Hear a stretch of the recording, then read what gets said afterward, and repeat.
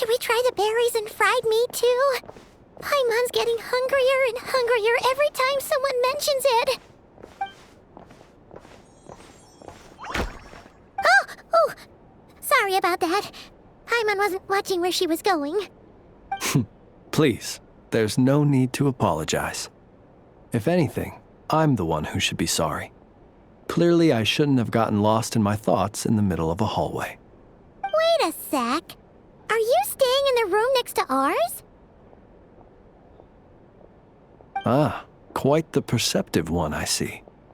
First things first, allow me to introduce myself. My name is Kirill Chudamirovich Flins, but please, just call me Flins. Whoa, that's an impressively long name for sure. Ah, is that so?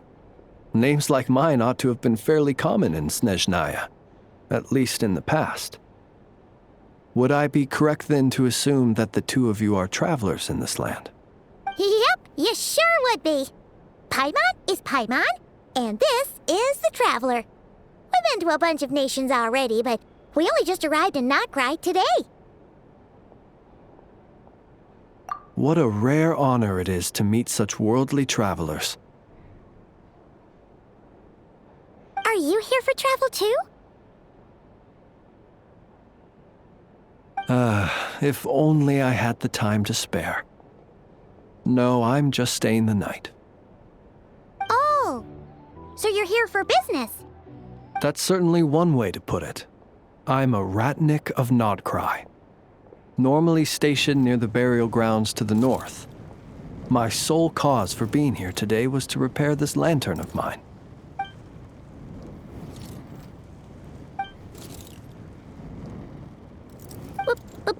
Burial grounds?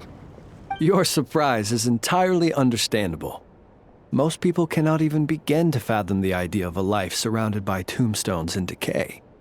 But if you've heard of the calamitous abomination that is the Wild Hunt, you'll know that in their wake they bring a host of souls tainted by abyssal filth.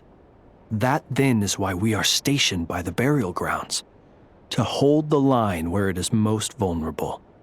Oh, so it's all about fighting against the abyss. Oh, sounds like a tough job. I thank you for your concern.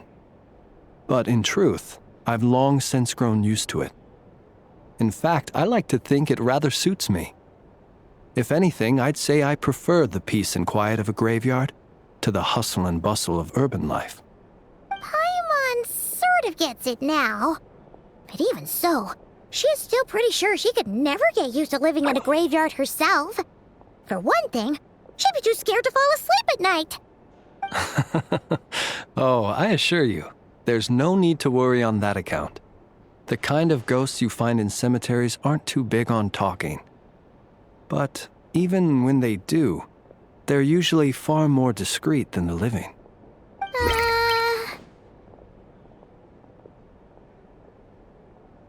Well, would you look at that? Who'd have thought we'd end up chatting this long? Must have a lot in common, huh? Forgive me, but I must excuse myself, for the time of my appointment draws near. And in terms I'm sure you'll understand, a lanternless Ratnik is like a mapless traveler. A serious conundrum indeed. Oh, sure. In that case, you go right ahead. We won't keep you any longer. Not at all. Should the opportunity present itself, I'd gladly continue our conversation another time. You're always welcome to come visit my grave. The grave I stand watch over.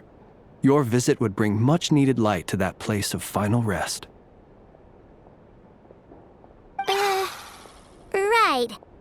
Well, if we get the chance. Then allow me to wish you a traditional Ratnik's farewell. See you by the graveside. Ugh. Jeez. What a weirdo. Not to badmouth him at all.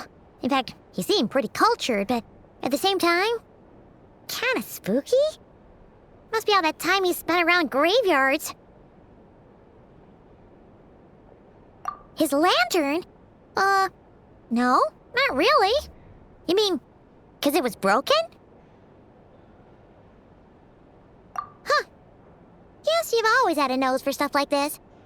If you're worried, you can always ask him the next time we cross paths.